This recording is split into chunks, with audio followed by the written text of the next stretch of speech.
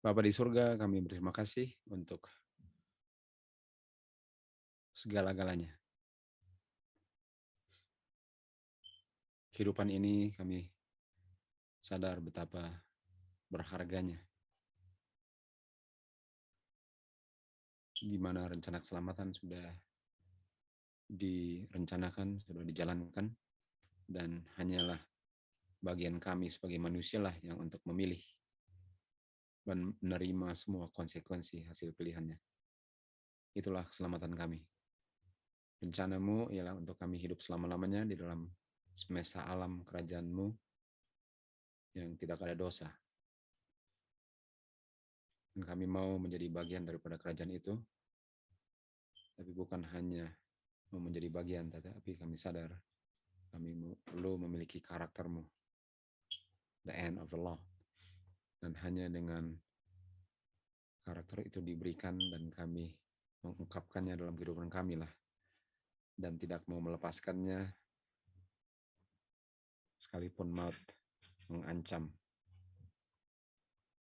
Dengan kami mengenal, mengetahui, menghargai apa itu artinya kehidupan kekal yang Kau telah sudah berikan kepada kami bisa melihat betapa semuanya selain itu hanyalah sementara, hanyalah sia-sia semuanya kalau itulah yang kami cari terlebih dahulu. Bukakan hati, pikiran, mata kerohanian kami agar kami bisa melihat bagaimana hamba daripada Elisha melihat pasukan surga di pegunungan. Kami pun mau melihat rencana keselamatan yang sudah dikaburkan oleh setan, sehingga kami bisa melihat apa yang terpenting dan apa yang tipuan setan, sehingga kami tidak akan khawatir akan makanan minuman kami, karena Engkau sudah janjikan Engkaulah yang akan menambahkannya kalau kami sanggup berdasarkan kemauan kami untuk membuat firman-Mu yang terpenting dan utama dalam kehidupan kami. Itu pilihan kami, Bapa. Sekarang kami akan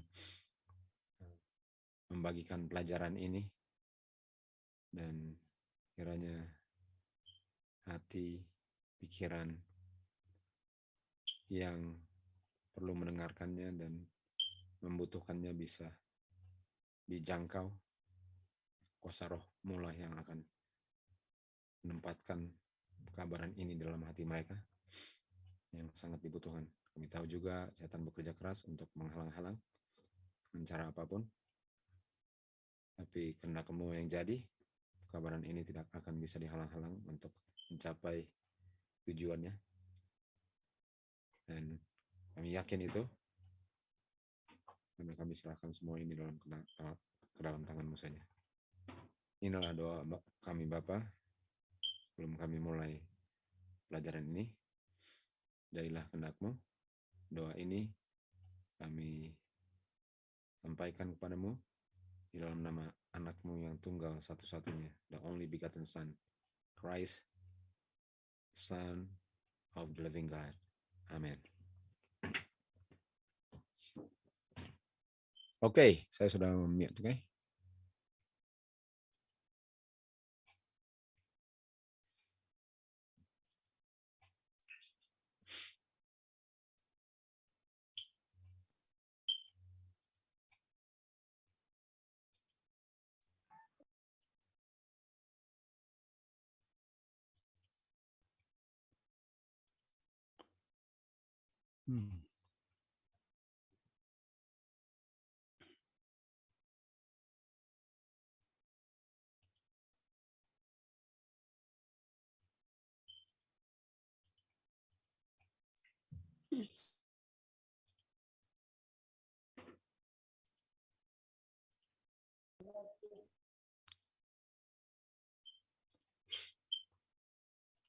Oke, kita akan mulai, kita punya seri baru, dan judul daripada seri ini adalah Domba-dombaku akan mendengar suaraku. domba-dombaku akan mendengar suaraku. Kita akan bagi pelajaran ini dalam beberapa bagian. Jadi ada beberapa hal yang akan diungkapkan, dan dari beberapa hal itu atau items itu kita akan bahasnya per item. Jadi kita akan buktikan kebenaran-kebenaran per item. Ada 5 item yang mau dipelajari. Karena pelajaran ini cukup panjang, jadi mau dibagi-bagi dalam bagian-bagian sesuai dengan item-itemnya yang kalian akan lihat apa nanti semua. Oke, kalau gitu mari kita mulai.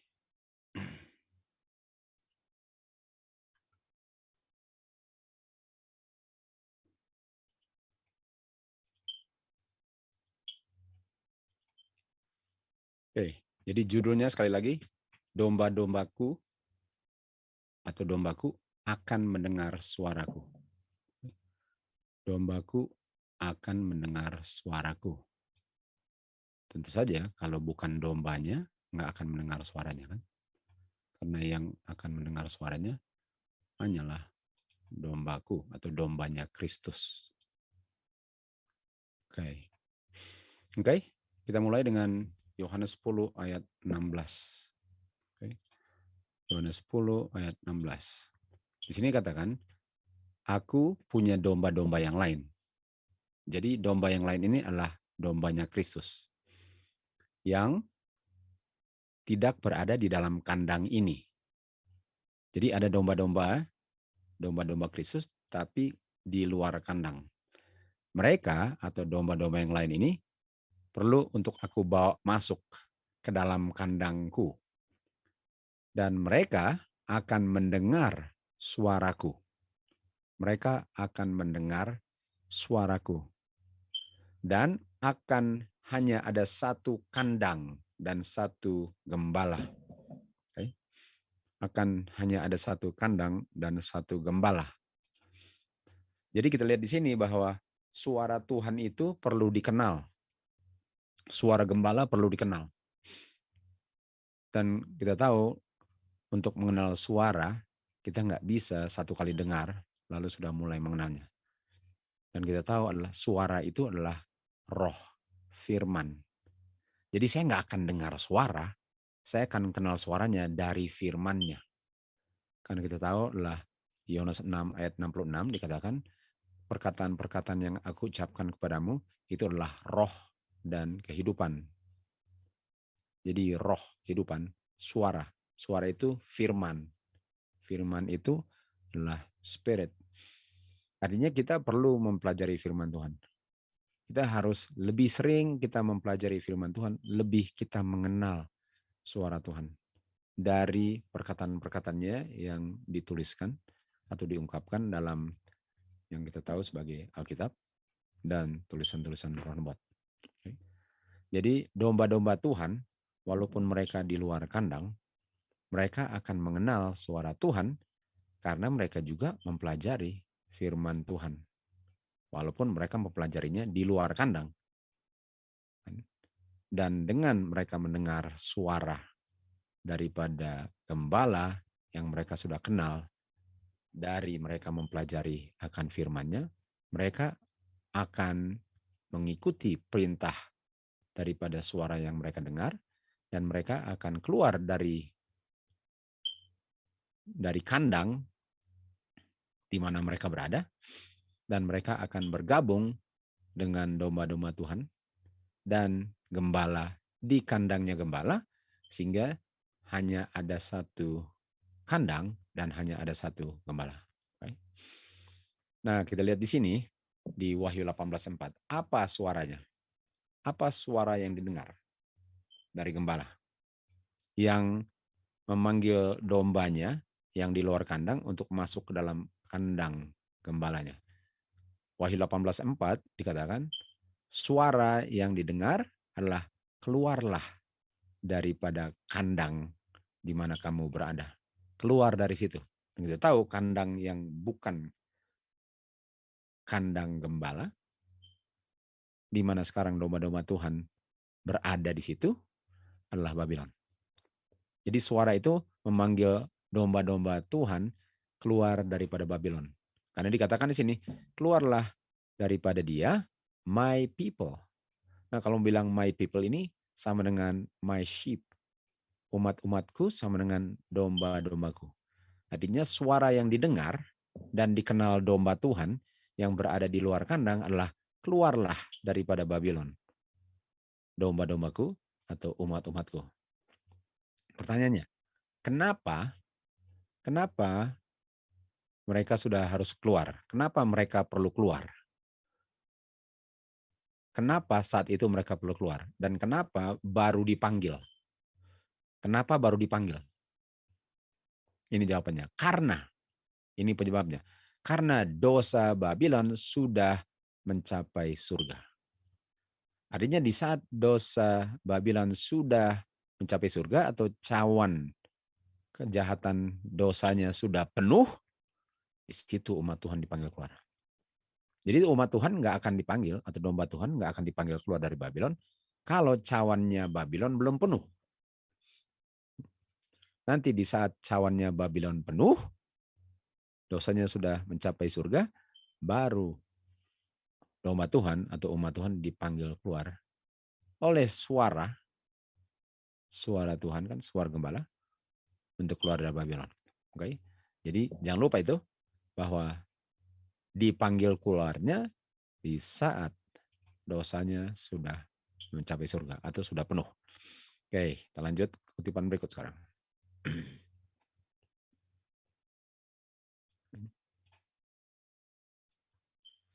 Ini di Signs of the Times, Juni 12, 1893, paragraf 3 dikatakan, Nabi mengatakan, saya melihat malaikat yang lain turun dari surga. Ini yang sama dengan tadi, Wahyu 18 ayat 1. 2, 3, 4, 5. Dan memiliki kuasa yang besar, dan bumi diterangi dengan kemuliaannya. Dan dia berseru dengan suara yang keras, berkata, Babylon sudah rubuh, sudah rubuh. Dan saya mendengar suara yang lain, jadi kita bisa lihat, ada suara kan, di sini ada suara, Babylon sudah jatuh, dan ada suara yang tadi, sudah jatuh. Dan apa yang dibilang suara itu, karena Babylon sudah jatuh, keluarlah dari Babylon domba-dombaku atau umat-umatku. Keluar dari Babylon. Jadi kita bisa lihat ada dua hal yang menjadi ciri khas kenapa umat Tuhan dipanggil keluar dari Babylon. Pertama, Babylon sudah jatuh. Dan yang satu lagi ialah dosanya atau cawan daripada dia punya kejahatan, dosa, sudah penuh. Jadi sudah penuh cawannya sama dengan sudah jatuh. Sudah jatuh itu karena cawannya sudah penuh. Jadi itu dua-dua nggak bisa dipisah. Nggak bisa sudah jatuh kalau belum penuh. Nggak bisa penuh lalu nggak jatuh. Dua-dua itu harus terjadi ya. Jadi umat Tuhan harus dipanggil keluar karena sudah jatuh Babylon, karena cawannya sudah penuh. Kan? Lalu ini ditanya, kapan dosanya mencapai surga atau kapan cawannya penuh? Kapan cawannya penuh? Ini pertanyaannya. Artinya umat Tuhan dipanggil keluar waktu cawannya penuh. Sekarang pertanyaannya, kapan cawannya penuh? Jawabannya, waktu hukum Bapa akhirnya ditiadakan oleh badan legislasi. Okay? Jadi ini yang kita mau tekankan. Yang membuat dosa Babylon penuh, sehingga Babylon jatuh, sehingga umat Tuhan dipanggil keluar dari Babylon, ialah waktu hukum Tuhan akhirnya ditiadakan, made void oleh badan legislation. Kita tahu di Amerika ada 3 badan kan, badan executive, judicial, dan legislation. Okay. Jadi di saat hukum Tuhan ditiadakan melalui badan legislation, di situ cawannya penuh, di situ Babylon sudah jatuh, dan umat Tuhan dipanggil keluar dari Babylon. Oke, sekarang kita lihat kutipan berikut. Jadi kita akan cari tahu mengenai badan legislation itu ya. kita akan cari tahu kapan terjadinya. Walaupun bukan di bagian pertama ini. Di bagian pertama ada hal yang lain yang saya mau tekankan. Badan legislasi itu nanti. Mungkin bagian ketiga atau keempat kali. Oke, sekarang kita lanjut. Pekabaran malaikat kedua dari Wahyu 14 yang kita tahu adalah ayat 8. Pertama kali dikabarkan di musim panas tahun 1844. Dan pekabaran itu ada aplikasinya lebih ditujukan kepada gereja-gereja di Amerika Serikat di saat di mana amaran penghakiman, dan kita tahu penghakiman adalah Wahyu 14 ayat 6 dan 7 kan, malaikat pertama, bahwa the judgment is come, bahwa amaran penghakiman pada umumnya sudah dikabarkan dan pada umumnya ditolak. Jadi kita tahu judgment itu, William Miller bilang bahwa Tuhan Yesus sudah mau datang. Jadi waktu dia bilang bahwa Tuhan Yesus mau datang dan kita harus tinggalkan dosa, itu ditolak pekabarannya. Di mana kemerosotan moral di dalam gereja-gereja sudah sangat pesat. Tetapi pekabaran malaikat kedua yang dikabarkan 1844 tidak mencapai pengenapannya atau cawannya belum penuh. Jadi walaupun pekabaran malaikat kedua itu Babylon sudah jatuh, umat Tuhan belum bisa dikatakan dipanggil keluar dari Babylon karena dia punya dosa belum mencapai surga. Di 1844. Gereja-gereja pada saat itu mengalami kejatuhan moral.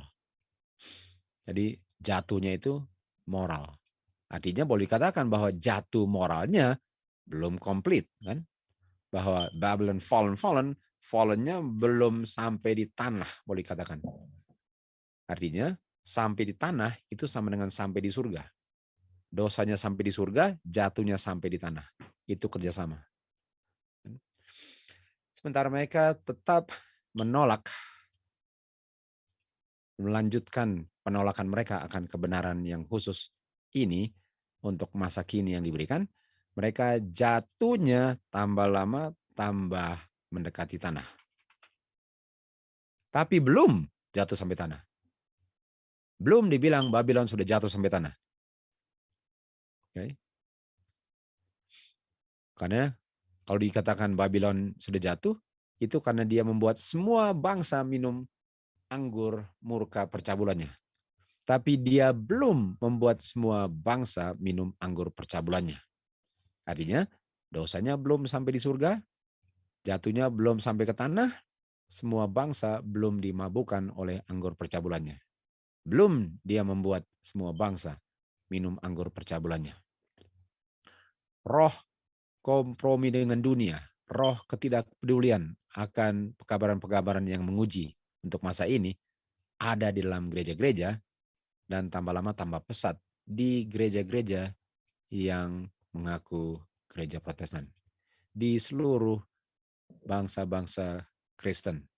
Dan gereja-gereja ini termasuk dalam pengungkapan daripada malaikat kedua, Babylon sudah jatuh, tapi jatuhnya belum komplit, dosanya belum sampai surga, belum seluruh bangsa minum dia punya anggur murka percabulan. Walaupun Babylon sudah jatuh, tapi belum sampai tanah. Tetapi pekerjaan kemurtatan ini belum mencapai konklusinya. Jadi ada beberapa hal yang kita boleh lihat ya. Jatuhnya belum komplit, dosanya belum sampai surga, semua bangsa belum dibuat mabuk atau dibuat minum anggur murka percabulannya, kan? Dan pekerjaan kemurtatannya belum mencapai konklusinya. Jadi ada 4 hal paling kurang.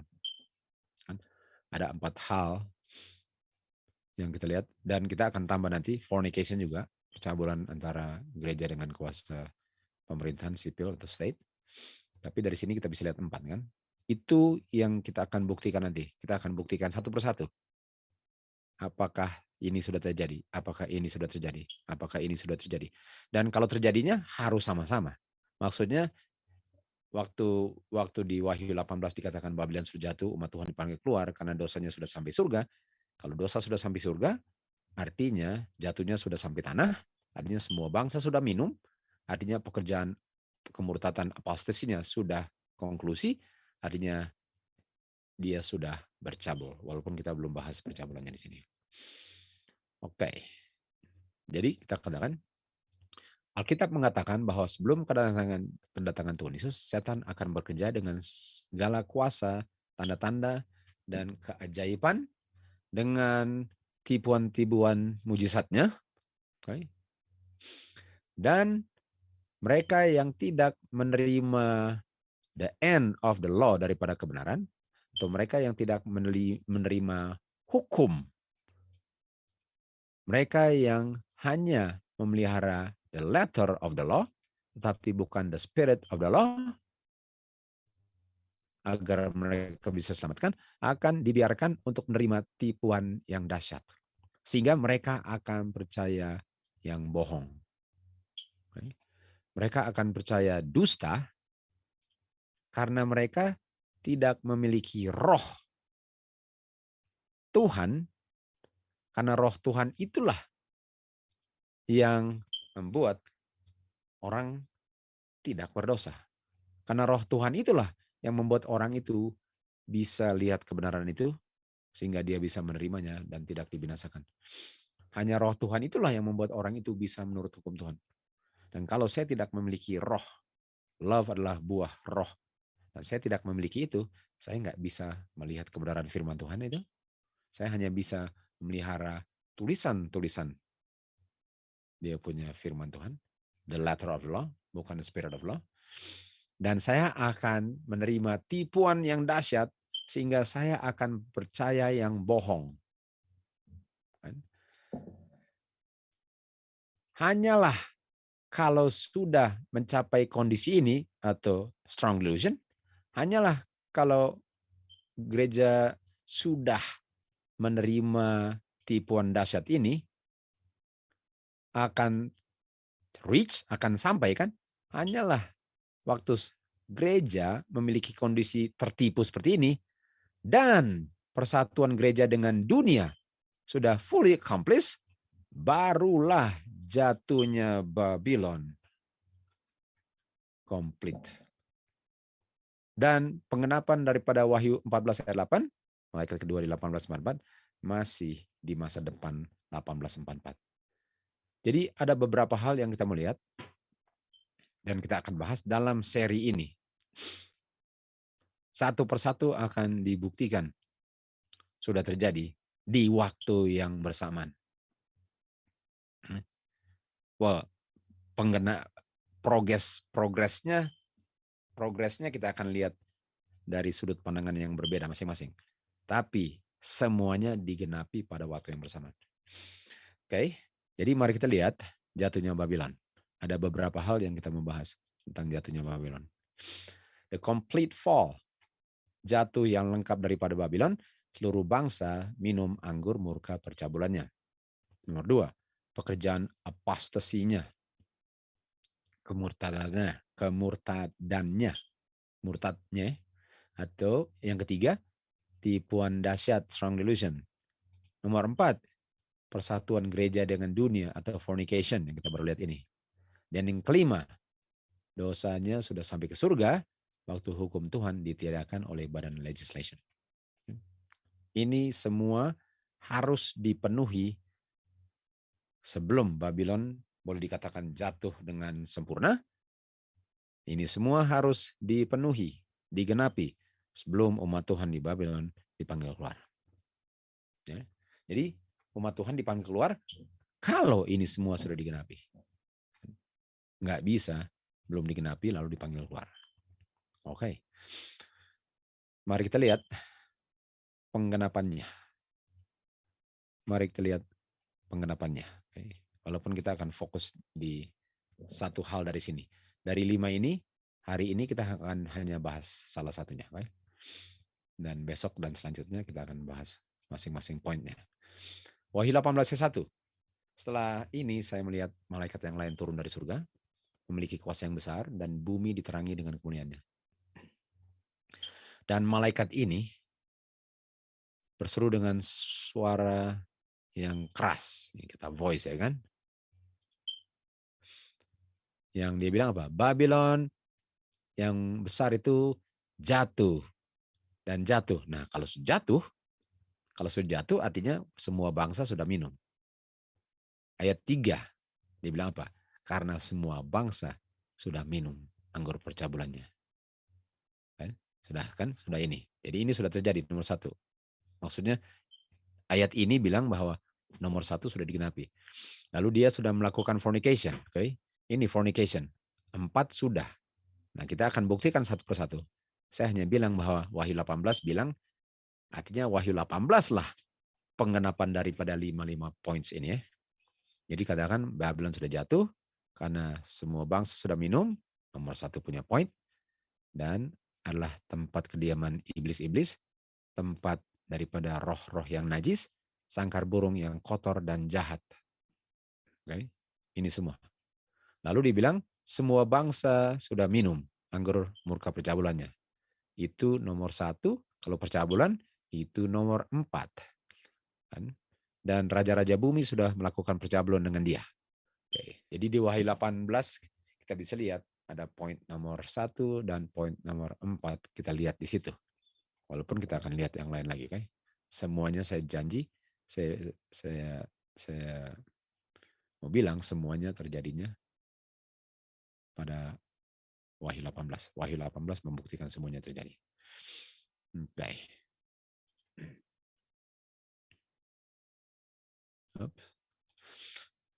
Oke. Lalu kita lihat fornication.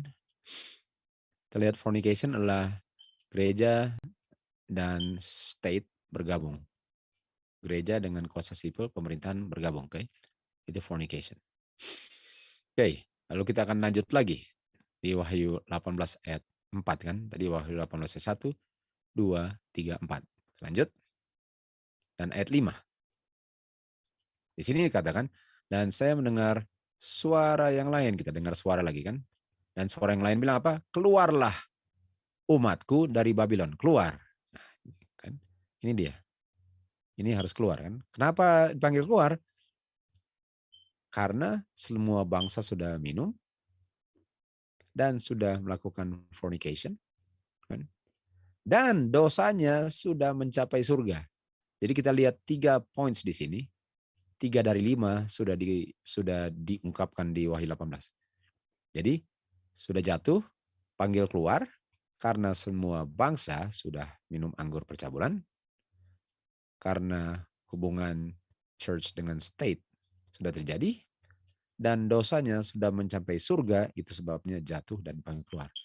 Jadi di ayat 18, di Wahyu 18 kita bisa lihat poin nomor 1 ada, poin nomor 4 ada, poin nomor 5 ada. Belum dibuktikan, hanya dilihat bahwa di Wahyu 18 sudah ada 3-3-nya. Nah, pekerjaan apostasy dengan strong delusion enggak dibilang di Wahyu 18, tapi kita akan buka di ayat-ayat dan kutipan yang lain. Akan dilihat dengan jelas semuanya. Walaupun enggak dibilang di sini. Nah, kita tahu untuk gereja bersatu dengan sipil itu namanya kemurtatan. Apostasy udah pasti kan. Dan untuk minum anggur doktrin, kita tahu doktrin anggur adalah doktrin palsu, itu artinya tertipu. Tapi itu nggak mau kita tekankan di sini. Tapi kita akan buktikan semuanya dengan sangat jelas bahwa ini semua sudah lama terjadi. Oke? Dan ini ya Wahyu 18. Jadi di Wahyu 18 kita lihat pengenapan daripada Wahyu 14 ayat 8. Kita lihat di Wahyu 18 ayat 1 sampai 5. Paling kurang 5 itu sudah menunjukkan, Oke, oleh sebab itu mari kita lihat Wahyu 18 dari komentar Roh Nubuat untuk kita lihat apa lagi yang kita bisa lihat mengenai kriteria yang kita sedang cari. Oke, di Wahyu 18. Wahyu 18 menunjukkan kepada waktu di mana sebagai hasil penolakan akan 3 pekabaran, yaitu malaikat pertama, kedua, ketiga, gereja akan akhirnya dengan penuh mencapai kondisi yang dibilang di malaikat kedua, gitu kan? Fully rich, ini fully rich ya. Jadi kita lihat bahwa ayat 5 sudah fully rich dan dikatakan apa? Dan umat Tuhan atau domba Tuhan, okay, domba Tuhan yang masih di Babylon atau bukan dalam kandang Tuhan akan dipanggil untuk berpisah atau dipanggil keluar dari dari lokasi di mana mereka worship. Okay? Akan dipanggil untuk berpisah. Dan kutipan ini hanya gunakan Wahyu 18 ayat 5 punya kriteria.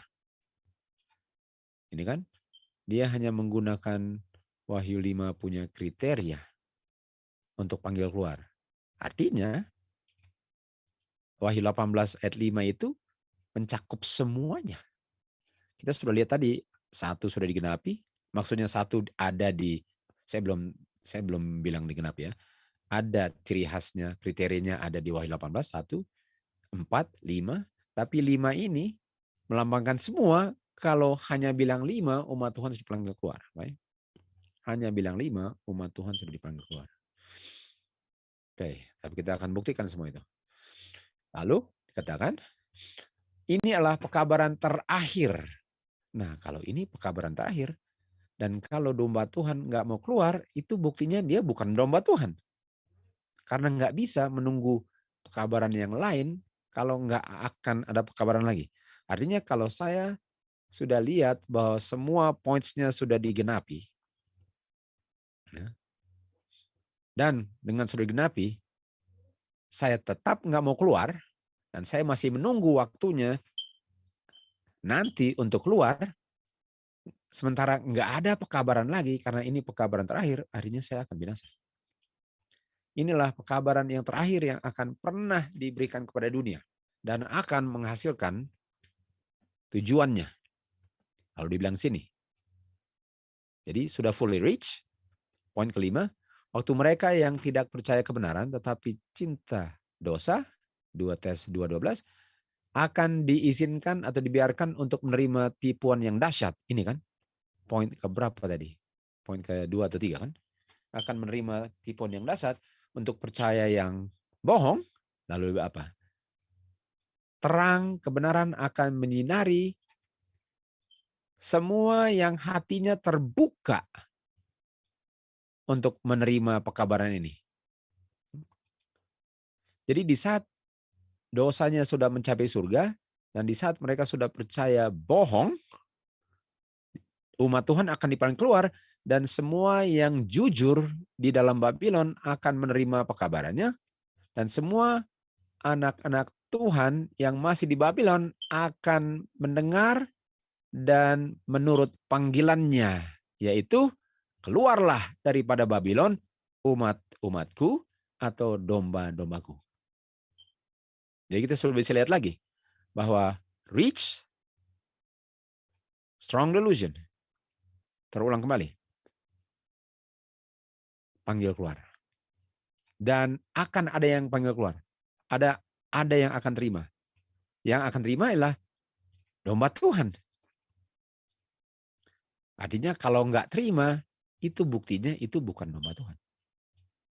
Karena yang akan mendengar dan mengerti suara Tuhan adalah domba Tuhan. Jadi terang yang akan menyinari adalah terang yang akan membuktikan kebenaran ini. Sehingga domba Tuhan akan mengenal kebenaran dan terang ini, dan mereka akan respon, mereka akan hit panggilannya, dan mereka akan keluar. Tadinya yang mengabarkannya pun harus dengan seksama mengabarkan kebenaran ini untuk bisa mereka lihat kebenarannya. Kalau yang mengabarkannya nggak lengkap, mereka nggak bisa lihat, sehingga mereka nggak akan keluar. Jadi pekabaran ini sangat penting untuk dikabarkan dengan sebaik mungkin agar bisa dilihat. Tentu saja ini pekerjaan roh, tapi tetap manusia harus nggak sembrono dalam mempersiapkan pelajarannya. Supaya orang bisa lihat dengan jelas. Sehingga yang jujur akan terima. Kita tahu akan ada yang nggak jujur. Dan yang nggak jujur itu nggak pernah akan percaya walaupun benar sekalipun. Karena itulah buktinya bahwa mereka bukan domba Tuhan. Jadi pertanyaannya, apa itu strong delusion yang membuat mereka percaya bohong? Apa strong delusion?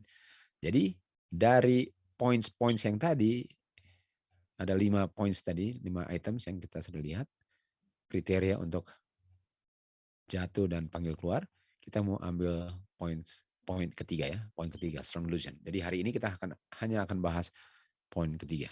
Lalu besok kita akan, atau pelajaran berikutnya kita akan bahas poin selain yang 3. Karena kita hanya membuktikan poin nomor 3 hari ini. Oke. Jadi sebelum itu, saya mau kasih tunjuk sesuatu.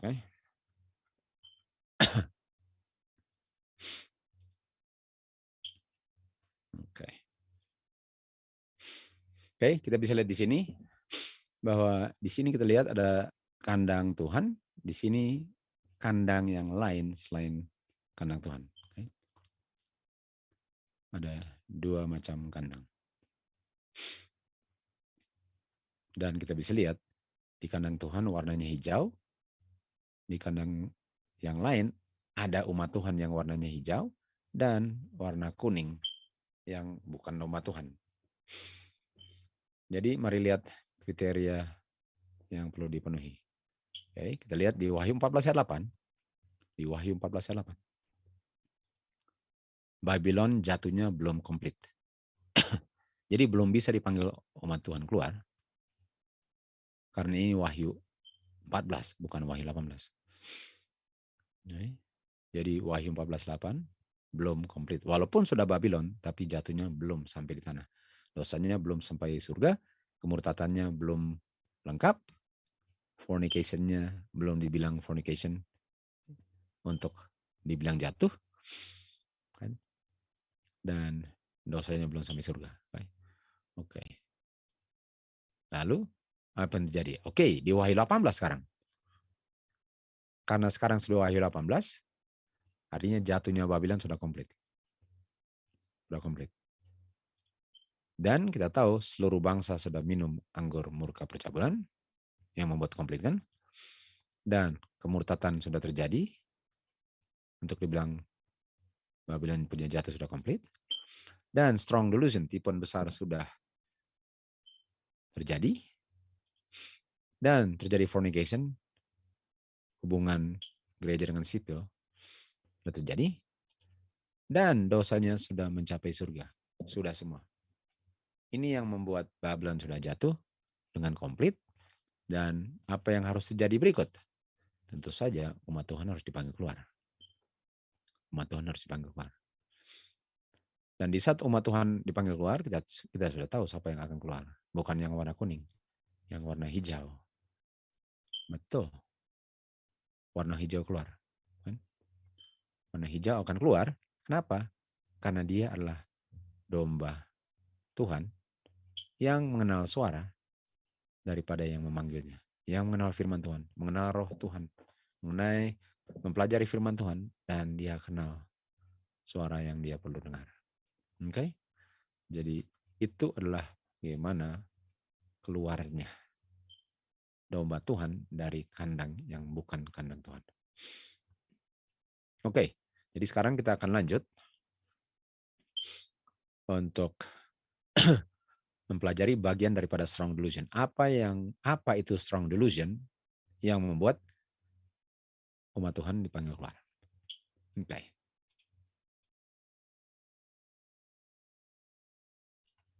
Oke, mari kita lihat strong delusion.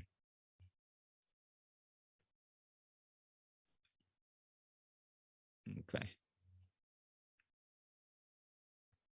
Di sini dikatakan dengan semua tipuan di mana yang tertipu itu binasa karena mereka tidak menerima the love atau roh, buah roh atau hasil pekerjaan roh daripada kebenaran, kan?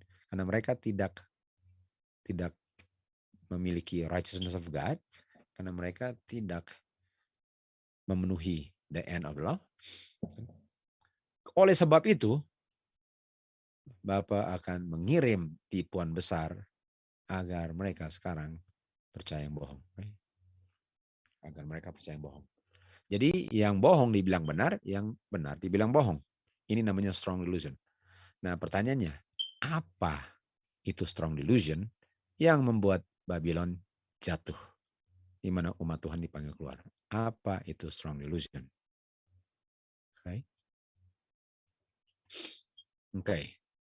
Di early writings 261 paragraf pertama dikatakan, saya melihat bahwa Bapa ada anak-anaknya yang jujur. Nah ini other sheep kan, domba yang lain. Di antara nominal Adventist dengan gereja-gereja yang sudah jatuh. Yang mana kita tahu itu bukan kandangnya.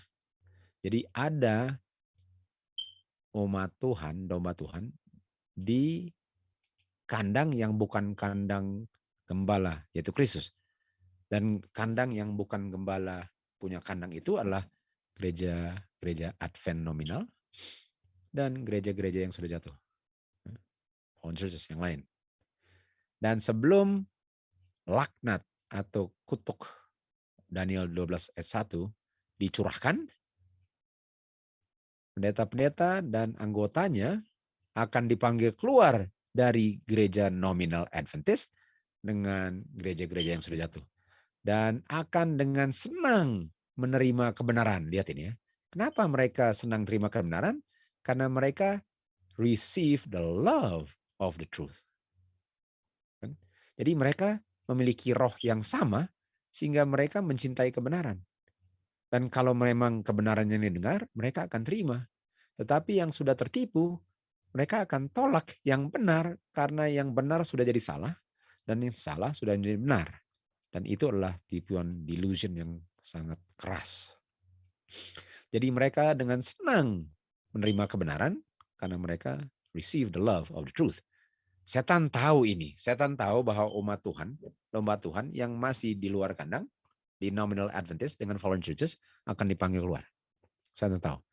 Jadi sebelum panggilan keluar ini terjadi, kan, sebelum loud cry, seruan nyaring daripada malaikat ketiga, sebelum dipanggil keluar atau amaran terakhir diberikan, setan membangkitkan satu excitement atau revival, reformasi. Dia akan membuat reformasi di badan-badan agama ini, Adventist nominal dengan gereja-gereja yang jatuh.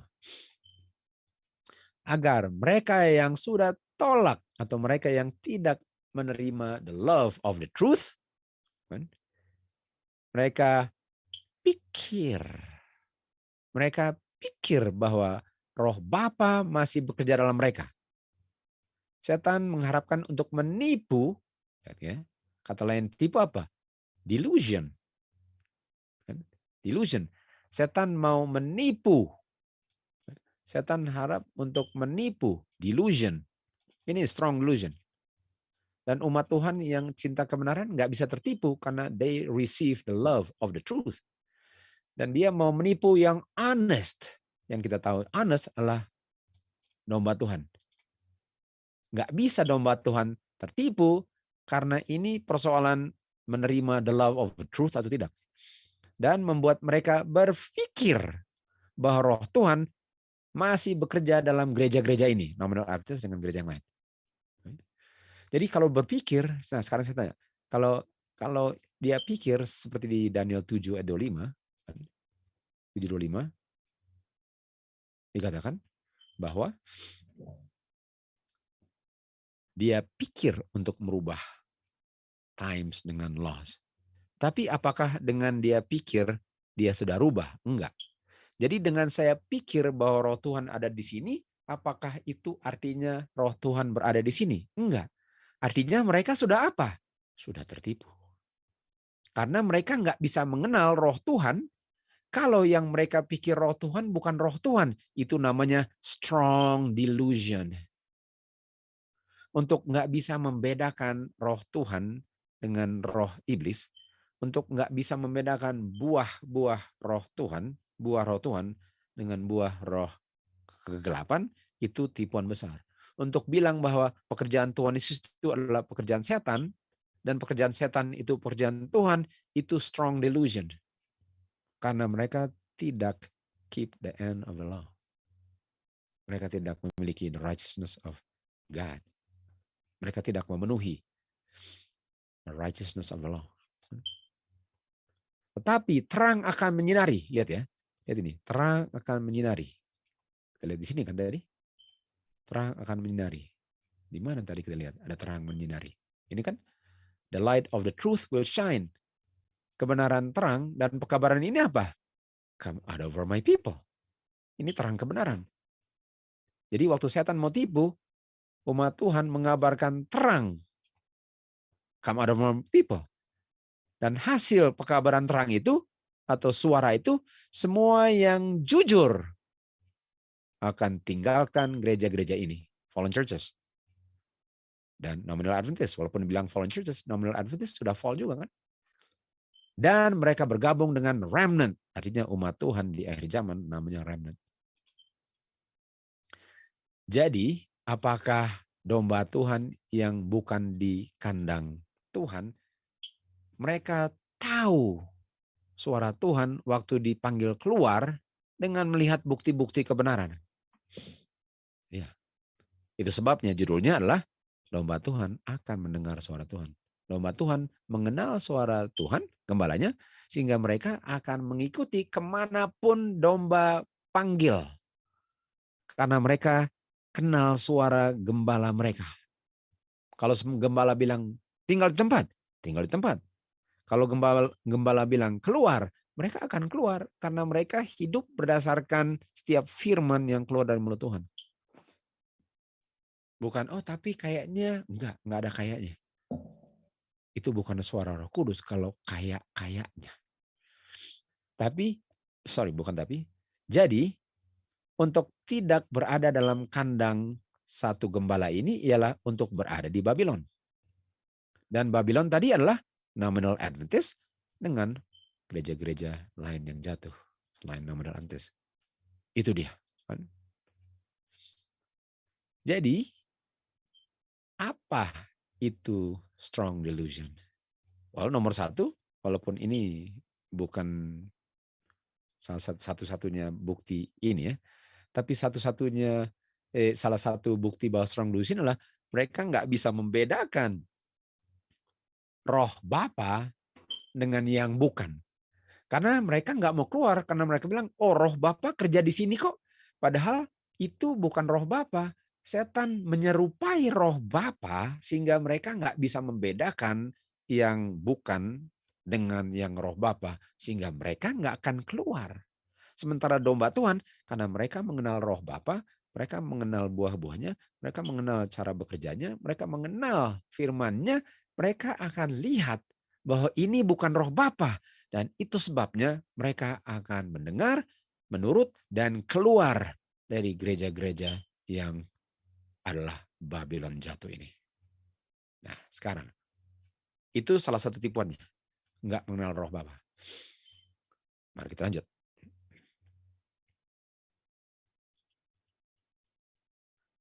Dan oleh sebab ini, Bapa akan mengirim tipuan dahsyat agar mereka bisa percaya.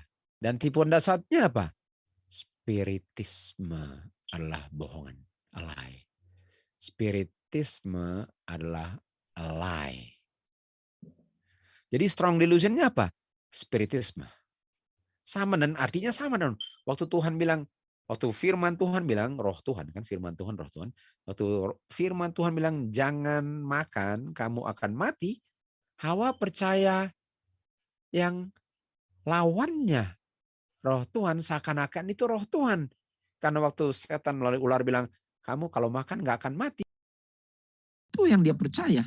Padahal itu bertentangan dengan firman Tuhan. Artinya dia percaya roh setan sebagai kebenaran. Mereka percaya bahwa yang di dalam gereja itu, atau bangunan yang dibilang gereja adalah roh Tuhan, padahal enggak. Roh kebenaran. Mereka nggak bisa membedakan roh yang benar dan roh yang salah. Strong delusion. Artinya spiritisme adalah strong delusionnya. Dan spiritisme ini kita bisa lihat di saat kita melihat tipuan awal di Taman Eden. Great lie. The great lie. Tipuan besar. Yang dibilang apa? Kamu walaupun kamu makan, kamu nggak akan mati. Kamu tidak akan sungguh-sungguh mati. Ini strong delusion. Ini yang membuat gereja jadi Babylon dan umat Tuhan dipanggil keluar, dosa mencapai surga, jatuhnya sampai di tanah, apostasy, dan fornication. Ini yang menghasilkannya. Dan kita sudah lihat bahwa Hawa, gereja, wanita, melambangkan gereja, bukankah dia lebih percaya akan raja yang dibuang dari surga daripada raja semesta alam? Apakah dia lebih percaya daripada kuasa yang dibuang dari surga daripada bahasa Alkitab yaitu the husband atau kepala gereja? Itu fornication. Banyak beribu-ribu potong kepalanya,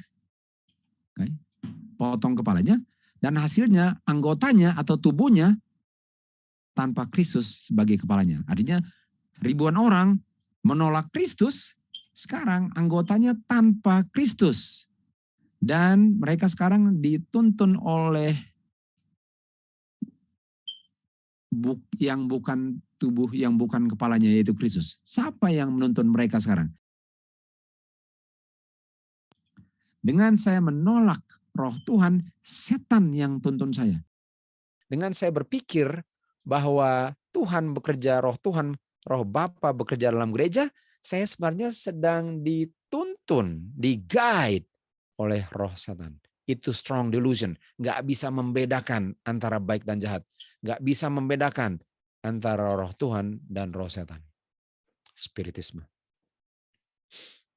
Okay. Dan kita mau lihat apa strong delusion.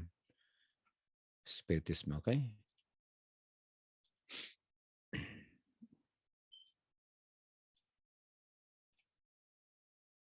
Oke. Jadi kita sudah lihat tadi Babylon's the Fallen. Apa spiritisme mereka? Ini strong delusion. Strong delusion adalah saya lebih percaya apa yang ular anjurkan lebih daripada firman roh Bapa. Saya lebih percaya dari apa yang dibilang ular. Strong delusion. Okay?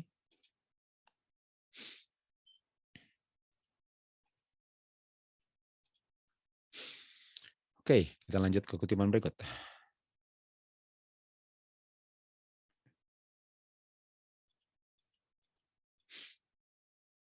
Spiritisme yang modern memiliki fondasi yang sama, tetapi revival atau dibangkitkan kembali dan sekarang namanya witchcraft atau sembah iblis. Jadi spiritisme sama dengan witchcraft, sama dengan sembah iblis yang dilarang Tuhan. Sudah dibilang di dalam firman Tuhan bahwa di akhir zaman ada orang-orang yang akan tinggalkan iman dan mereka akan percaya roh-roh yang menggoda mereka. Doktrin-doktrin iblis. Rasul Paulus di 2 Tesalonika mengatakan bahwa pekerjaan khusus setan ini dalam pekerjaan spiritisme sebagai satu event, sebagai satu peristiwa yang akan terjadi pas sebelum kedatangan Tuhan Yesus datang kedua kali. Bukankah kita tahu di GC 594 dan Matius 24:35 dikatakan apa tandanya? Tandanya adalah apa? Salah satunya apa? Spiritisme. Spiritisme. Dan dibilang Kristus kan? Kristus, tapi Kristus berbulu domba tapi dalamnya serigala, nabi palsu. Dan GC 594 bilang katakan bahwa peristiwa sebelum tutup pintu. Kan peristiwa. Jadi spiritisme ini adalah salah satu tanda bahwa Tuhan Yesus sudah mendatang. Dan di saat gereja sudah percaya spiritisme, Babylon sudah jatuh, umat Tuhan keluar. Karena itu adalah salah satu ciri khas daripada gereja yang jatuh. Bicara tentang kedatangan Tuhan Yesus kedua kali, dia menyatakan bahwa ini akan bekerja dengan kuasa setan, kuasa tanda-tanda dan mujizat-mujizat. 2 Korintus 2:9. Dan Petrus menjelaskannya sebagai satu bahaya yang akan dihadapi gereja di akhir zaman. Akan ada nabi palsu yang membuat Israel berdosa. Akan ada guru-guru palsu yang akan keluar dari jalur kebenaran. Dan mereka akan menyangkal. Ini apa terjadi ini? Mereka akan menyangkal. Okay? Mereka akan menyangkal Tuhan yang telah memberi, Tuhan Yesus Kristus yang telah memberi mereka dengan darah mereka. Dan mereka akan mengikuti jalan-jalan mereka yang sangat berbahaya, yang jahat ini. Di sini Rasul menunjukkan salah satu karakteristik daripada guru-guru spiritualis ini.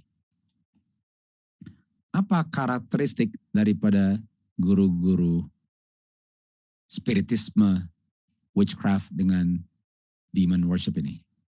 Mereka nggak mau acknowledge Kristus sebagai anak Bapa. Jadi kalau mereka nggak bilang bahwa Kristus itu bukan anak Bapa, itu adalah demon worship, itu adalah spiritisme, itu adalah witchcraft, itu adalah strong delusion yang adalah salah satu dari 5 poin yang membuktikan bahwa gereja sudah menjadi Babylon dan sudah jatuh dan dosanya sudah mencapai ke langit surga. Di saat mereka tidak mau mengakui bahwa Kristus adalah anak Bapa. Okay. Siapa yang menipu? Siapa yang penipu? Siapa yang penipu ini? Yang penipu adalah dia yang menyangkal bahwa Yesus adalah Kristus. Dan Kristus adalah apa? Anak Bapa. Dia adalah antikristus.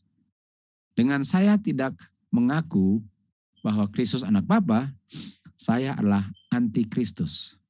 Saya menyangkal Bapa dan anak. Barang siapa menyangkal anak, okay, dia tidak memiliki Bapa. Spiritisme ialah menyangkal Kristus, menyangkal Bapa dan anak. Dan Alkitab bilang itu adalah manifestasi daripada antikristus. Artinya, untuk bilang bahwa Tuhan Yesus bukan anak Bapa, itu antikristus, itu sembah setan, itu spiritisme, itu witchcraft. Itu strong delusion. Itu semua. Okay. Mari kita lihat berikut ini. Okay. Jadi kita lihat ini apa namanya? Strong delusion, witchcraft, demon worship, antichrist. Ini dia. Di Eden mulainya kan. Berbicara dengan roh setan yang dipikir adalah roh orang-orang yang sudah mati yang mau berkomunikasi kepada orang yang masih hidup. Strong delusion. Okay.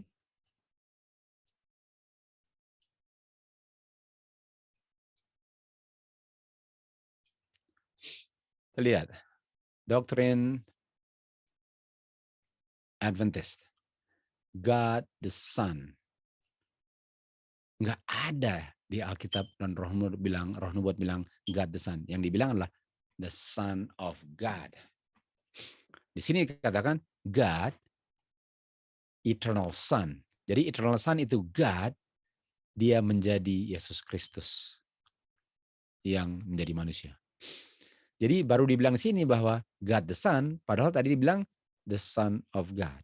Artinya untuk bilang God the Son, artinya mereka menyangkal bahwa dia the Son of God. Antikristus, demon worship, spiritisme, spiritualism, dengan witchcraft, strong delusion. Okay? Dibilang apa? Forever, selalu dia benar-benar God. Bukankah dibilang di Wahyu 17, John 17:3, Thou art the only true God. Bapa. Di sini dikatakan Tuhan Yesus truly God.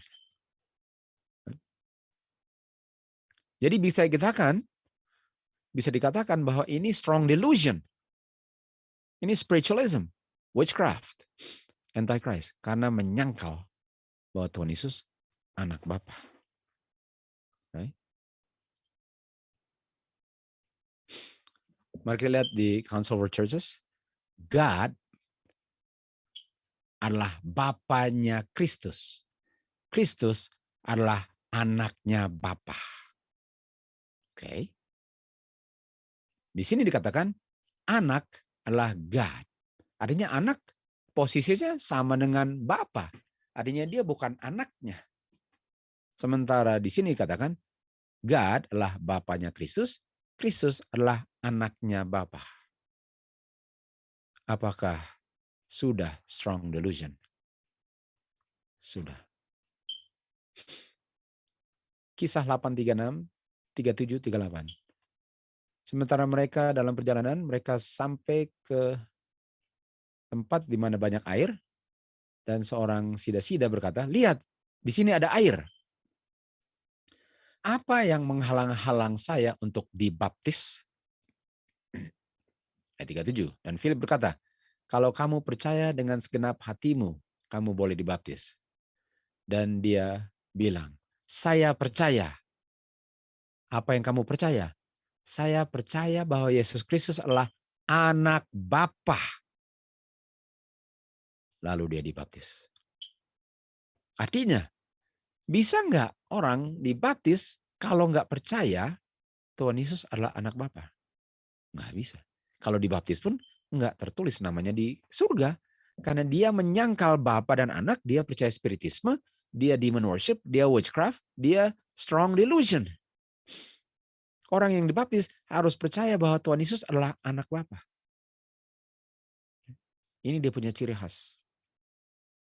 Artinya, apakah yang mengaku gereja, yang percaya bahwa Tuhan Yesus bukan anak Bapa, tapi mengambil nama anak walaupun dia bukan, apakah itu Babylon sudah jatuh, dosa sudah sampai di surga, jatuhnya sudah sampai di bumi, strong delusion, fornication, dengan apostasy? Sudah. Apakah umat Tuhan sudah perlu dipanggil keluar dari badan organisasi yang mengajarkan hal yang bertentangan dengan kebenaran? Sudah lama. Sudah harus dipanggil keluar.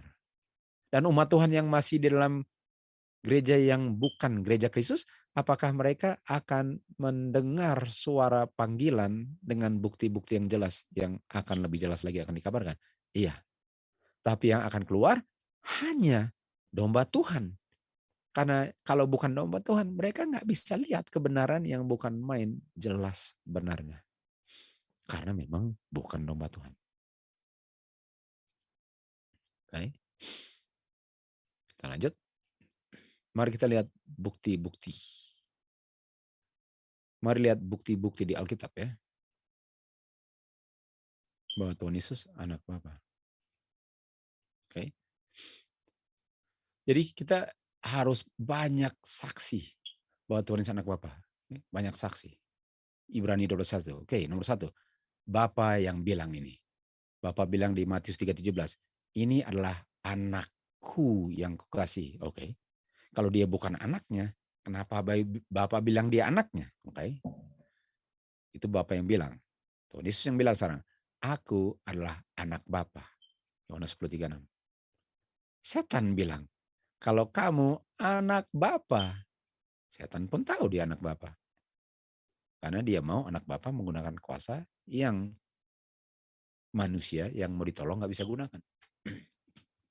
Malaikat-malaikat yang jatuh. Dia bilang apa?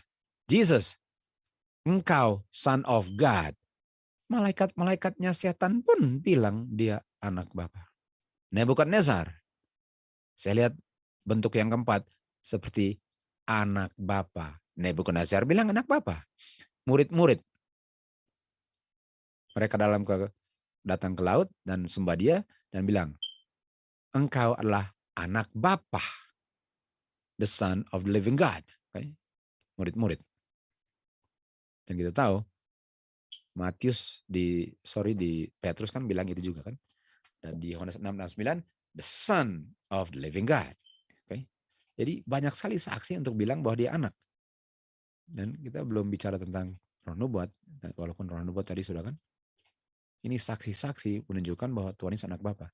Jadi kalau saya menyangkal bahwa Tuhan Yesus anak Bapa, bukankah itu strong delusion-nya? Bukankah itu strong delusion-nya? John the Baptist, apa yang John the Baptist bilang? Saya melihat dan menjadi saksi bahwa ini adalah anak Bapa, Rasul Paulus. Dia berkhotbah di sinagog bahwa dia adalah anak Bapa. Okay. Nah, kita lihat sini ya. Petrus. Kita tahu Petrus Matius 16 dia bilang apa? Engkau adalah Kristus, anak Bapa yang hidup. Yohanes 20:31. Anak Bapa Nathaniel, engkau adalah anak Bapa. Yang tadi lagi Philip dengan sida-sida, Yesus Kristus adalah anak Bapa. Jadi kalau Yesus Kristus anak Bapa dan benar-benar anak Bapa dengan roh nubuat anak Bapa, dan kalau saya bilang bahwa dia bukan anak Bapa, saya sudah terima strong delusion. Saya sudah percaya yang bohong. Hingga saya Babylon jatuh. Umat Tuhan perlu keluar dari badan yang mengaku Tuhan Yesus bukan anak Bapa. Okay. Ini dia punya bukti. Walaupun baru sedikit. Terus lagi. Markus. Awal daripada Injil Kristus, anak Bapa. Centurion. Kita tahu Centurion orang Roma. Dan orang-orang di kayu salib. Mereka bilang, sesungguhnya ini adalah anak Bapa. Matius 27:54. Sesungguhnya ini adalah anak Bapa. Ini adalah anak Bapa. Jadi, kalau saya bilang bahwa Tuhan Yesus bukan anak Bapa, kalau saya bilang bahwa Tuhan Yesus itu bukan anak Bapa, apa yang terjadi? Yang saya bilang adalah, saya sudah Babylon fallen. Dan umat Tuhan sudah perlu keluar dari badan yang bilang itu. Oke? Oke. Bentar ya. Yang harus diperbaiki di sini. Sebentar. Sudah hilang saya punya mouse tiba-tiba.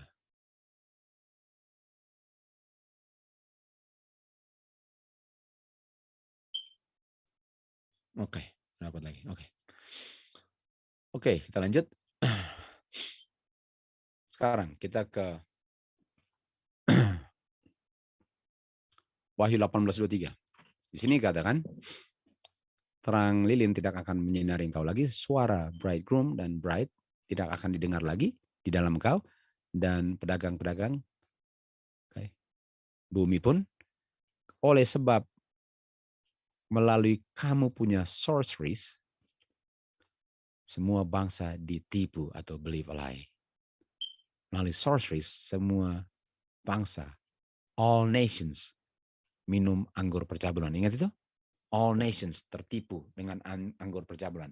Oke, apa kata sorceries? Silahkan baca sendiri. Obat, apotek, magic, salah satunya apa? Witchcraft. Jadi kita lihat bahwa di akhir zaman ini, di mana orang perlu disuntik, ini witchcraft. Witchcraft. Dan kita lihat tadi, spiritisme, antikristus, witchcraft, sorceries, strong delusion, satu paket. Satu paket semua itu. Dan ini yang membuat Babylon jatuh. Jadi sebelumnya Babylon ini membuat jatuh, bukan membuat Babylon, ini membuat Babylon jatuh. Karena sudah percaya akan sorceries, farmasi. Dan mari lihat sini ya. Di farmasi ini ada G5332. Kita lihat di 5332 dibilang yang fearful, yang nggak percaya, yang keji, yang pembunuh, yang pelacur, yang sorcerers, penyembah berhala, semua pembohong akan mengambil bagian mereka di danau yang terbakar dengan api dan belerang. Inilah kematian kedua, kekal. Dan sorcerers itu akan dibinasakan kekal setelah 1000 tahun dengan api. G5332. Apa sorcerer? Apa sorcerers? Sorcerer adalah orangnya yang kasih obatnya. Orangnya. Jadi ini yang dikasih, ini yang kasih. Dia punya sorcery adalah bahan yang diberikan oleh sorcerer. Ini semua akan dibinasakan. Nah, mari kita lihat apa strong delusion-nya. Hampir semua bentuk sorcery, ancient, dan witchcraft itu berdasarkan percaya di mana kita bisa berkomunikasi dengan orang mati, roh setan. Jadi spiritisme. Dan mereka yang melakukan arts daripada necromancy, kita tahu necromancy adalah untuk berkomunikasi dengan roh daripada yang dibilang orang-orang sudah mati. Artinya orang-orang yang sudah mati nggak mati walaupun mati. Kamu sebenarnya mati, setan bilang. Dan mereka memperoleh pengetahuan tentang hal-hal yang belum terjadi. Jadi mereka bisa bilang apa yang belum terjadi karena dibilang oleh setan. Jadi necromancy, witchcraft, sorcery, pharmakia, magic, believe a lie, strong delusion. Semua ini membuat Babylon jatuh. Jadi strong delusion adalah apa?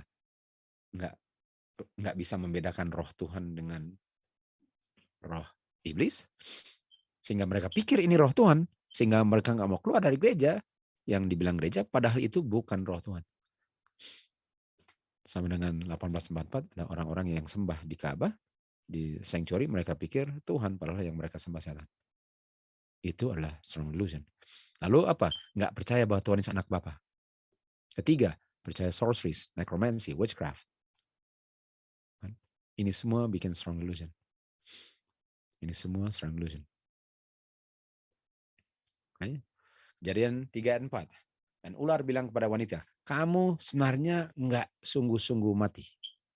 Tubuh kamu mati, tapi roh kamu melayang-melayang. Dan roh kamu bisa berkomunikasi dengan orang yang masih hidup tubuhnya. Ini necromancy. Dan jadi Hawa ditipu dengan spiritisme. 1 Timotius 2:14 bilang wanita Hawa ditipu. Jadi Hawa ditipu. Delusion. Strong delusion. Tuhan Yesus bilang, Bapa bilang, melalui anak tentu saja, Yesaya 4:6-10, Tuhan mengungkapkan yang akhir dari yang awal. Kalau yang awal, Hawa tertipu dengan spiritisme necromancy, dengan strong delusion, dengan witchcraft, dengan magic, dengan sorcery, dengan konsep pharmakia, dengan ular. Di akhir zaman, Wahyu 18:3, di akhir zaman, melalui sorceries lah, necromancy, semua itu, witchcraft, semua nations atau denominations, semua, all nations, ingat salah satu kriteria all nations, tertipu, strong delusion, believe a lie. Nah, artinya kalau semua nations sudah tertipu, artinya yang tertipu siapa? Siapa yang tertipu dengan spiritisme? All nations. Okay. All nations. Apa all nations? Mari kita baca. 17 MR 81 paragraf 4. Bapak ada gereja. Bukan gedung-gedung gerejanya. Bukan yang ditetapkan negara gerejanya. Bukan berbagai macam denominations. Denominations. Artinya gereja-gereja yang mengaku gereja Tuhan yang adalah denominations, seluruh nations yang terima sorceries, semua telah minum anggur murka cawan daripada Babylon. Semua. The nation. Sementara itu bukan gereja. Gereja adalah orangnya. Orangnya. Yang kita tahu di mana roh Tuhan berdiam dalam dia, itu gerejanya. Bukan denominations. Makanya yang denominations bukan gereja Tuhan, itu yang tertipu. Semua nations telah tertipu. Lanjut. Saya melihat bahwa umat Tuhan harus sangat mengerti present truth yang mereka peroleh dari firman Tuhan. Mereka harus mengerti orang mati itu seperti apa. Apakah ada rohnya melayang-layang atau tidak. Karena roh-roh iblis akan muncul kepada mereka, mengaku mereka adalah saudara-saudara mereka yang sudah mati. Dan setelah itu, roh itu yang berbicara, yang mengaku sebagai saudara mereka, yang sudah mati tapi rohnya masih hidup, you shall not surely die, akan bilang kepada mereka bahwa hari Sabat sudah dirubah. Bahwa hari Sabat sudah dirubah. Dan semua doktrin-doktrin yang bukan berdasarkan Alkitab. Salah satunya, hari Sabat akan dirubah. Artinya, ini strong delusion, ialah apa? Sabat dirubah. Kenapa? Karena saya akan percaya yang bohong. Kalau saya sudah percaya roh setan, saya akan percaya apa saja yang setan bilang, termasuk hari Sabat sudah dirubah. Strong delusion. Dan akan bekerja mujizat untuk membuktikan yang mereka bilang benar. Umat Tuhan harus siap untuk bisa melawan atau bisa tidak didobrak oleh roh-roh ini dengan kebenaran firman Tuhan, bahwa orang yang mati nggak tahu apa-apa. Dan mereka yang muncul yang mengaku sebagai orang mati tapi rohnya hidup adalah roh-roh iblis. Artinya, apakah gereja-gereja nominal Adventist dan fallen churches mereka pikir ini roh Tuhan, padahal ini roh iblis. Dan kalau mereka pikir ini roh Tuhan, jangan heran kalau di gereja-gereja itu satu kali kelak, roh itu akan bilang bahwa saya sudah rubah hari Sabat ke hari Minggu. Kita harus dipenuhi pikiran kita dengan present truth dan mempersiapkan untuk memberikan alasan kenapa kita punya kepercayaan dan pengharapan kita dengan lemah lembut, dengan penuh dengan hormat pada orang lain. Kita harus mencari hikmat dari surga agar kita bisa berdiri di hari error dan delusion. Delusion.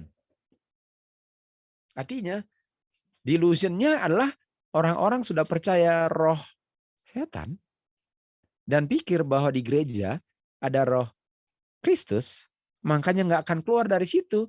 Ngapain mau keluar kalau di sini roh Tuhan bekerja, padahal itu roh iblis. Mereka sudah nggak bisa bedakan lagi. Dan mereka akan terima hari Minggu karena akan diungkapkan oleh roh iblis bahwa dia sudah merubah hari Sabat ke hari Minggu dan melakukan mujizat. Sebagai puncak daripada tipuan setan, setan sendiri, kita tahu ini sebelum Tuhan datang, maksudnya di time of trouble dan Daniel 12 ya. Setan sendiri akan menyerupai Kristus. Dia akan membuat bahwa appear, dia akan membuat seakan-akan Kristus telah datang. Ini kata appear ini. Appear. Ya. Ini kata appear muncul lagi. Dia akan appear bahwa Kristus telah datang. Jadi kalau orang, mereka yang appear kepada mereka sebagai roh setan tapi bilang Sabat diganti, inilah dia akan datang untuk appear. Appear artinya membuat dirinya seakan-akan dia Tuhan. Atau mereka pikir bahwa ini roh Bapa. Akan muncul sebagai Kristus. Dan dibilang, Kristus telah datang, Kristus telah datang. Mereka akan sembah dia akan sembuhkan orang sakit.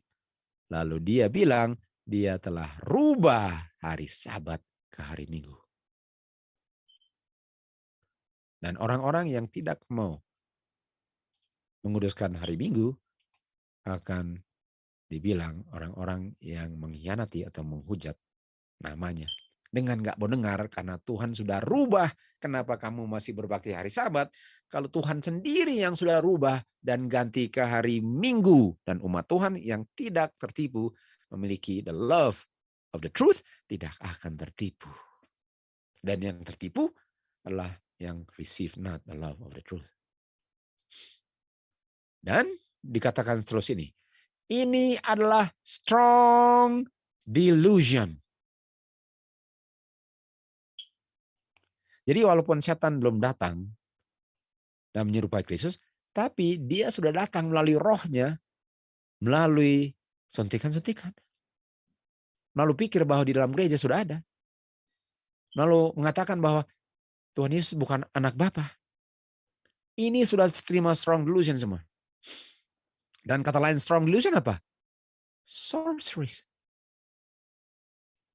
Sorceries apa? Pharmakia, witchcraft, magic. Lanjut lagi.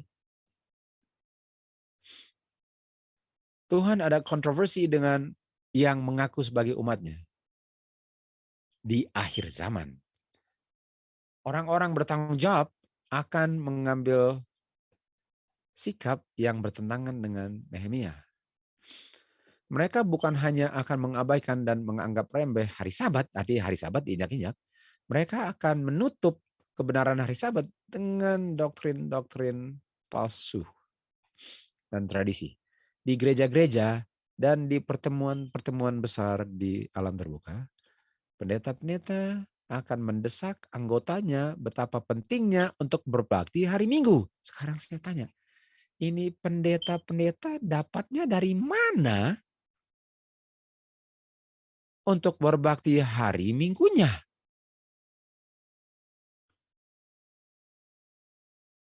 Roh iblis mengungkapkan pada mereka bahwa Kristus telah merubah hari Sabat menjadi hari Minggu. Strong delusion. Itu sebabnya mereka nggak akan keluar. Kenapa? Karena Kristus punya roh sedang bekerja di gereja ini. Dan dia sudah rubah hari Sabat ke hari Minggu. Strong delusion. Sudah terjadi. Sudah boleh dicoret satu. Strong delusion sudah terjadi. Oke. Mari kita lanjut sekarang.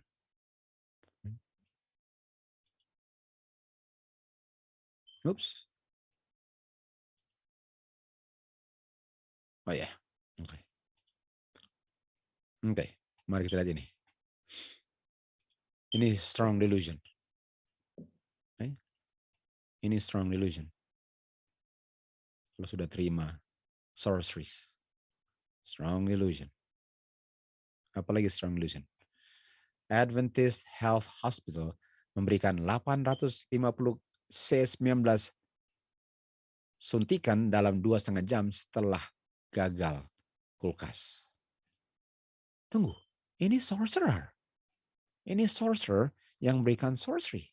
Yang dibilang akan terbakar. Ini dia, strong delusion. Sudah strong delusion? Sudah, bukan main. Strong delusion, Adventist Health. Ini dia. Mereka rekomendasi suntikan C19. Mereka merekomendasi dan menjalankan pemberian sorceries. Mereka sebagai sorcerer. Strong delusion? Strong delusion. Kata lain delusion apa? Witchcraft, spiritualism, a lie, magic, spiritualism. Ini semua strong delusion. Pharmakia. Ini kan? Di Eden, di akhir zaman. Sama-sama ada ular. Sama-sama ada ular. Strong delusion. Loma Linda University. Salah satunya ular, salah satu kayu salib. Sekolah farmasi. Strong delusion. Jadi sekolah belajar necromancy, belajar sorcery, belajar menjadi sorcerer, belajar spiritualism, belajar strong delusion. Strong delusion. Kata lain strong delusion apa? Magic. Nah, ini yang saya mau kasih tunjuk. Dikatakan di sini bahwa anak, di sini kita baca dari depan. Salah satu istilah yang digunakan untuk menjelaskan Trinitas. Masing-masing anggota daripada Trinitas ada peranannya masing-masing. Nah, ini bukan dari organisasi SD ya. Ini cuma mau kasih tunjuk. Saya akan kasih tunjuk nanti. Masing-masing memiliki peranan. Walaupun semuanya sama-sama God, tapi masing-masing ada peranan yang berbeda bagi masing-masing God. Dan peranannya apa? Satu menjadi Bapa, peranannya.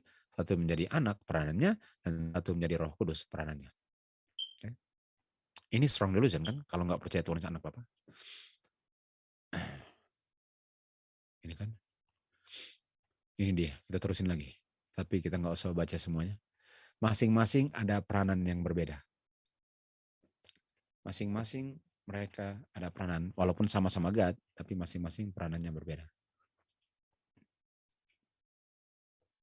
Nah, sekarang kita lihat. Ini dari majalah Adventist World, November 2015. Dan tulisannya kecil, saya akan kasih tunjuk apa tulisannya. Jadi ini yang tulis adalah Angel Manuel Rodriguez, kalian kenal kan? Dari BRI. BRI. Pertanyaan tentang sonship, artinya mengenai anak. Apakah dia anak? Jadi dibilang, di sini dikatakan, eternal sonship, son of God, eternal sonship of Christ, lalu metaphorical significance. Artinya, Tuhan Yesus sebagai anak itu secara metafor, secara ilustrasi lah, secara simbol. Metafor itu kayak ilustrasi, kayak parabel, tapi bukan sebenarnya. Nah, saya kasih keluar kutipannya nanti di sini. Ini dia, di sini kan. Dan kita bisa lihat juga di sini. Dan ini adalah BRI punya di SDA Church. Di sini katakan, Bapak, anak punya image nggak bisa kita mengerti sebagai literal. Bapak dan anak. Bagaimana anak dan Bapak punya hubungan dalam hubungan mereka. Mereka menggunakan Godhead, kita tahu kan. Seakan-akan ada berapa Godhead, padahal itu kuasa Tuhan. Anak bukan natural atau bukan benar-benar anak daripada Bapa. Istilah anak itu digunakan secara metaphorically, artinya secara simbol lah, ilustrasi gitu. Tapi bukan. Dan itu kita bacanya di sini tadi. Tadi kita bacanya di sini. Okay. Nah, kalian bisa baca di sini. Tapi sangat kecil, saya kasih keluarkan. Jadi apakah anak Bapa dikatakan anak Bapa? Enggak. Dan kalau dia bukan anak Bapa, itu apa? Strong delusion. Terus lihat, itu strong delusion. Jadi apakah organisasi Advent sudah strong delusion? Kelas berat. Dari spiritualism, iya. Dari nggak bisa membedakan roh, iya. Dari bilang anak Bapa, bukan anak Bapa, iya. Dari kita akan lihat bahwa hari Minggu ini akan dibilang perlu, akan digenapi itu Raven Herald, di mana anggota akan dibilang, harus hari Minggu, karena ada komunikasi di arah roh, dan takut juga 501C3-nya, betul? Dan selanjutnya. Jadi kita sudah bisa lihat ini semua ya. Nah, lihat di sini lagi. Ini kutipannya. Mengenai Tuhan Yesus sebagai anak, bukan ontological. Nah, ontological itu ini dia. Relating atau base atau existence. Jadi Tuhan Yesus punya anak bukan kenyataan, tapi sebagai fungsi. Dia fungsi sebagai anak, tapi dia bukan benar-benar anak. Rencana keselamatan daripada setiap anggota Trinitas, mereka semua terima peranan yang spesifik. Kamu jadi anak, kamu jadi Bapa, kamu jadi Roh Kudus. Artinya ini strong delusion. Strong delusion. Bayangkan situasi di mana suatu makhluk yang kita datang, yang kita tahu sebagai Bapa, God, Bapa datang untuk mati untuk kita. Jadi dibilang gini ya, coba bayangkan Bapa, God, Bapa datang untuk kita.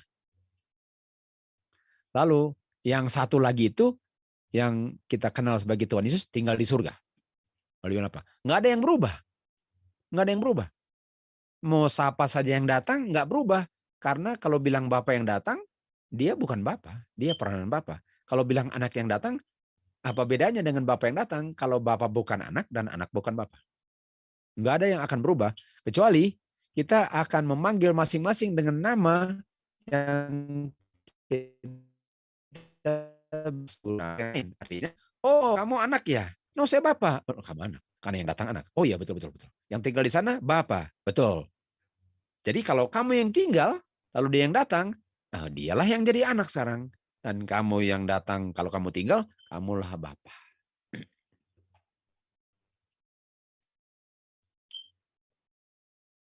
Okay. Godhead, kita tahu mereka menggunakan Godhead, ada jumlah kan? Diatur, arrange, untuk satu antara mereka menjadi manusia. Jadi oke, kamu jadi manusia ya. Oke, kamu jadi manusia. Agar bisa menggantikan kematian, agar membuat Bapa punya rencana sangat jelas. Nah, Bapa punya rencana. Yang mana Bapaknya? Untuk memulihkan kembali kesempurnaan sebelum dosa dan untuk memenuhi keadilan. Pada waktu yang tepat dan cara yang benar, ketiga anggota ini menjalankan rencana yang mereka sudah rencanakan sebelum dunia diciptakan. Jadi dikatakan bahwa ada 3 yang rencanakan ini. Dan salah satunya dipilih untuk kamulah yang datang ya, kamu datang dan kamu mengambil nama anak. Apakah ini strong delusion? Ya.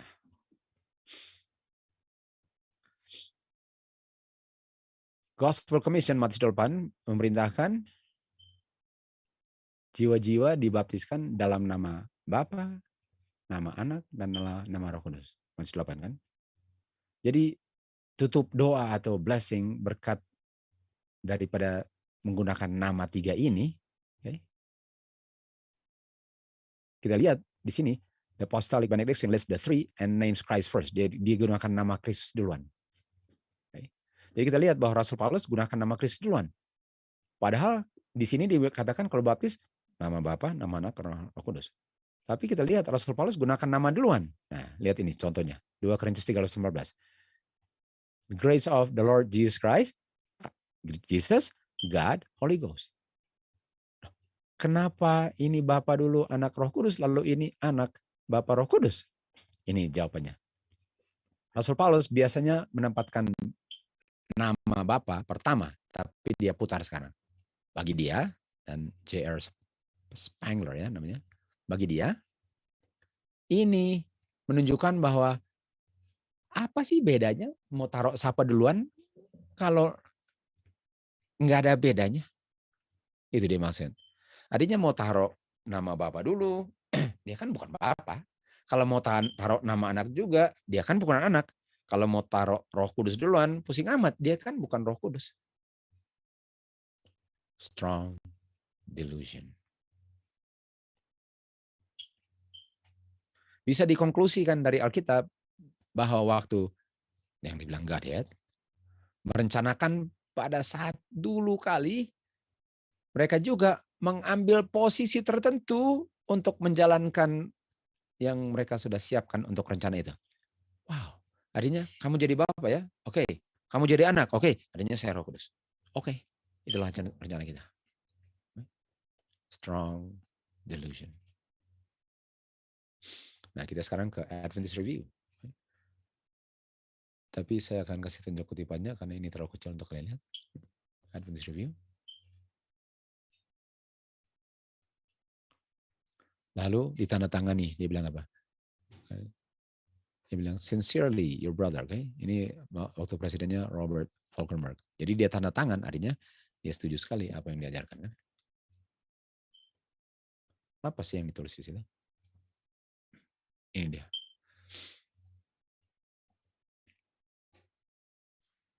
Dalam pengetahuan God dan kasih-Nya yang besar, satu persiapan telah dibuat. Rencana keselamatan yang mencakup covenant yang dibuat oleh 3 oknum daripada Godhead. Kita tahu Godhead bukan oknum, kuasa Tuhan itu. Yang sama-sama equal keilahiannya, agar bisa menyingkirkan dosa dan pemberontakan dari semesta alam dan memperbaiki keharmonisan dan damai. Satu daripada makhluk yang ilahi itu menerima dan masuk ke dalam peranan sebagai bapa, dan yang satu mengambil peranan sebagai anak, dan tentu saja sisanya berperan sebagai Roh Kudus. Dan rencana keselamatan dijalankan oleh 3, Zakaria 6:13. Rencana keselamatan dijalankan oleh mereka berdua. Strong delusion.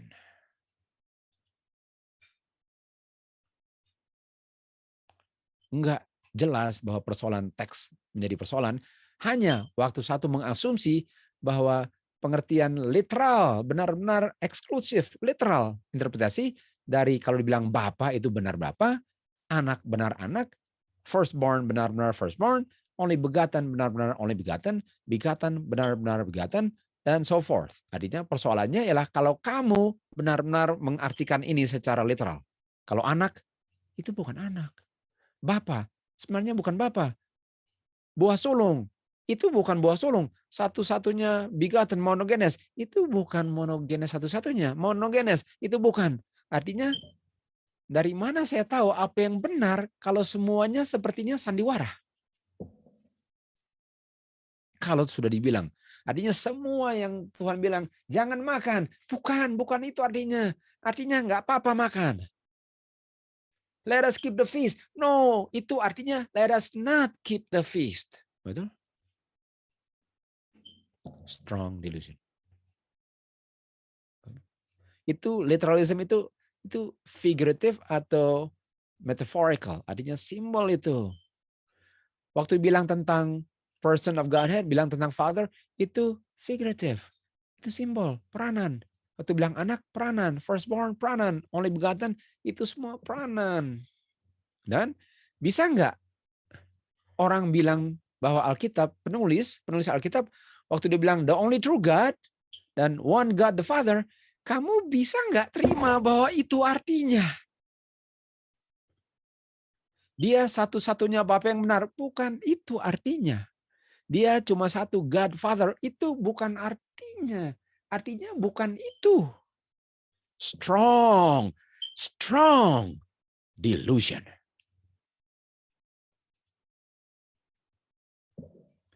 Hubungan Bapa dan anak dalam perjanjian baru harus selalu dimengerti dengan terang peristiwa Bethlehem.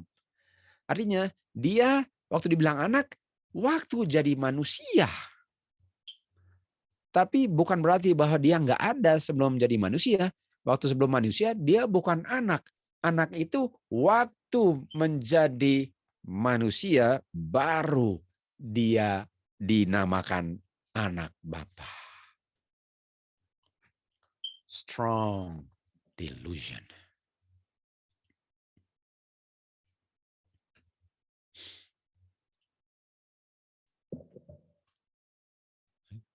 Ini dia. Ini semua ini. Ini semuanya. Doktrin Trinitas kan? Doktrin Trinitas. Adventist Organization. Doktrin kedua fundamentalnya Trinitas. Gereja Katolik. Doktrin fundamentalnya Trinitas. Fondasi Katolik, fondasi doktrin adalah misteri Trinitas. Sementara fundamental belief Advent, satu doktrinnya Trinitas. Semua doktrin dibangun di atas Trinitas. Artinya semua doktrin gereja ini berdasarkan ada 3 oknum. Dan ini salah satu doktrin Advent, organisasi. Strong delusion. mystery. Trinitas, central mystery. The most fundamental, yang paling fundamental, yang paling dasar adalah doktrin Trinitas. Dan siapa Trinitas mystery? Mystery Babylon. Babylon lah misterinya. Jadi, apakah ada doktrin Babylon di fundamental belief-nya? Apakah sudah terima strong delusion? Artinya dosanya sudah sampai di surga. Sudah jatuh ke tanah. Sudah apostasinya penuh. Sudah fornication. Sudah bergabung dengan sipil kita sudah belajar. Walaupun pelajaran ini hanya untuk membuktikan strong delusion. Strong delusion. Mystery Babylon the Great. Okay.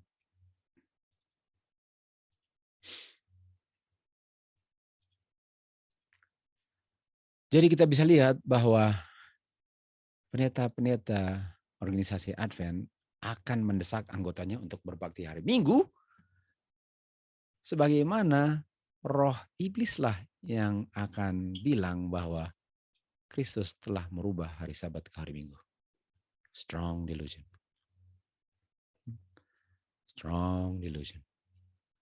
Siapa ini his professed people? Siapa umat Tuhan yang bilang kita harus berbakti hari Minggu?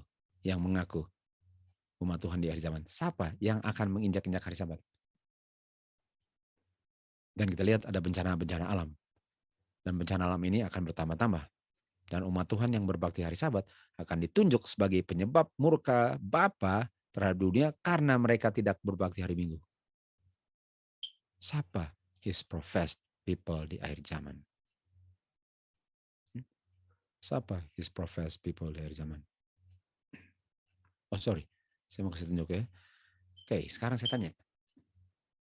Hari Minggu itu ada hubungan dengan necromancy, ada hubungan dengan spiritualism, ada hubungan dengan witchcraft, sorcery, magic kan? Ada hubungan dengan magic, artinya hari Minggu ada hubungan dengan magic. Sudah buktikan itu. Karena magic, sorcery, witchcraft, necromancy, spiritualism, strong delusion, itu semua sama kan? Oke, bentar ya.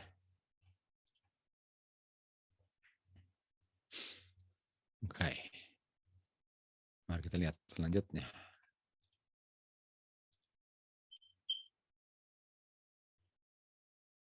Sunday magic. Lihat. Sunday sorceries. Sunday magic. By thy sorceries, magic, semua bangsa akan tunduk patung Nebukadnezar kecuali umat Tuhan. Sunday magic.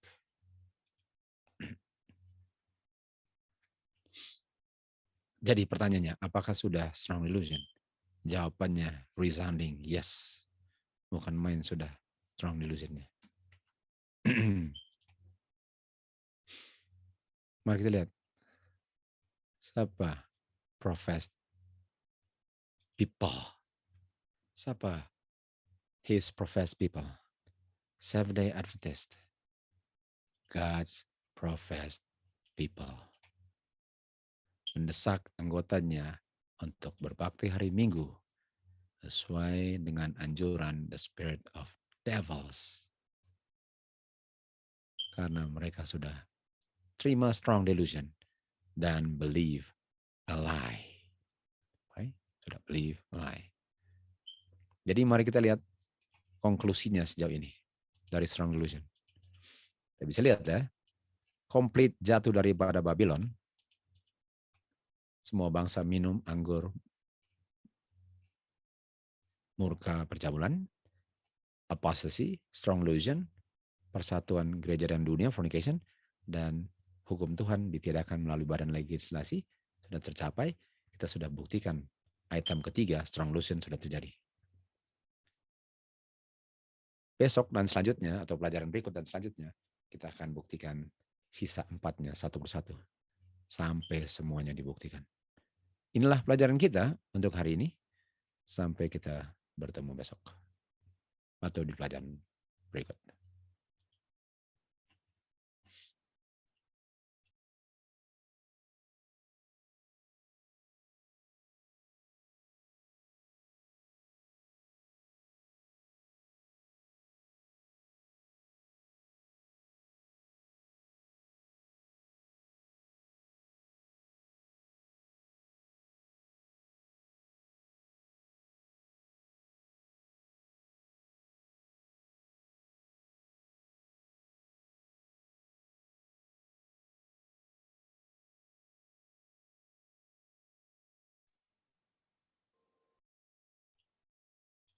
Oke, bisa.